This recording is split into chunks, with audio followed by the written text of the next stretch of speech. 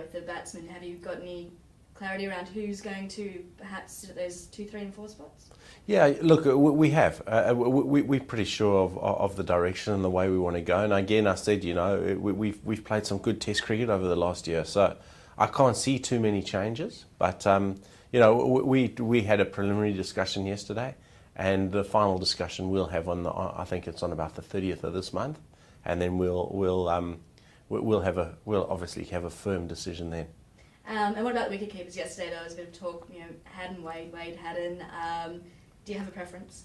Oh, look, they both offer us so much in their own ways. You've got the experience of Haddin, you've got the exuberance of youth, I guess, of Wade. When Wade came in, he did particularly well. Got 100 in his last Test match, which was a very, very good 100 in tough conditions. And Hads just gives you so much good things. He's experienced. He can bat. He's a heartbeat of the team, which you want as a wicketkeeper.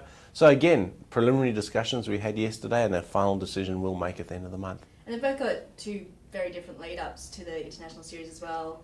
Brad Haddin over in the CL220, Matthew Wade doing the Sheffield Shield. Does that give Wade a bit of an advantage?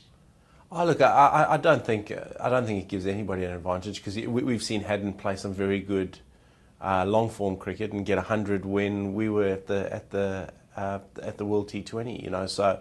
So had started with that longer form, and he's in the shorter form now, where Wade is just coming into the longer form. So we blessed. I think we've got 5 or 6 keepers in Australia that wouldn't let any team down. So it's a really good position to be in that.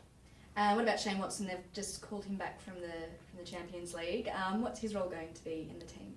Look, Shane Watson bats and bowls for you, so his workload is massive.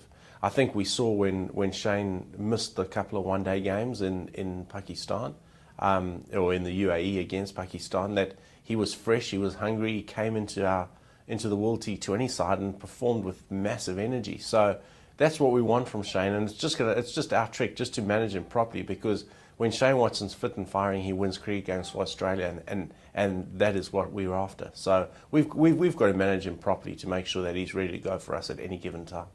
Okay, and tell us about South Africa. What's the strategy? Clark yesterday hinted at a strong pace attack. Is that where we're going?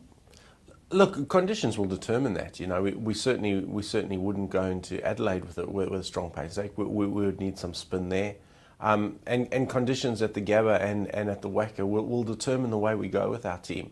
We're very fortunate though. We sit with a very good balance of and exciting young quick bowlers.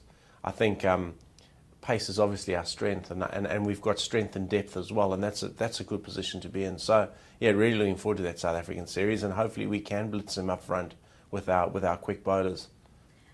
So pace is obviously a big strength of the South Africans as well. They also bat all the way down to number 7. Do you think that it's going to be the batsmen who decide who's going to win this series? Yeah, I think that's spot on. I do think it's going to be this, and it's obvious, but the team that bats better, I think, will win it, because I think the bowling attacks will sort of cancel each other out.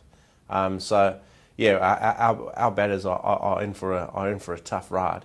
But so are South Africa's, and it's going to be a really exciting series to watch. Is that one of the reasons it's sort of hard to sort of lock down a top order batting lineup at the moment? Yeah, look, we just want to be 100% certain that the guys that we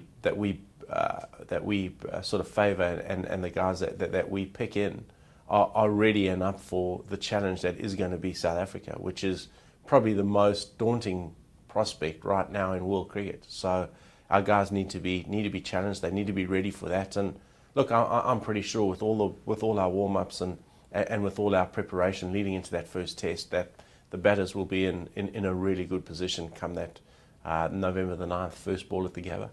And obviously you spent a few years with the South African side. You probably know some of them quite well. Is that going to be an extra help in setting out a strategy for the team? Oh, look, I think it is. I mean, everybody generally knows everybody around world cricket very well now, because you've got the IPL, which has opened so many doors. Players know each other. We've got a huge amount of video data available on them, just like they have on us. But I guess the one thing I have is that I have the personal relationships with a lot of those players. So, excuse me, so I can go in a little bit deeper, I think, into into knowing what sort of makes them tick, knowing their personalities pretty well. So that will give a little bit more information. But again, all that information is useless if you don't go out and execute it. And we've got to go out and be at the best we can possibly be to beat the South African side.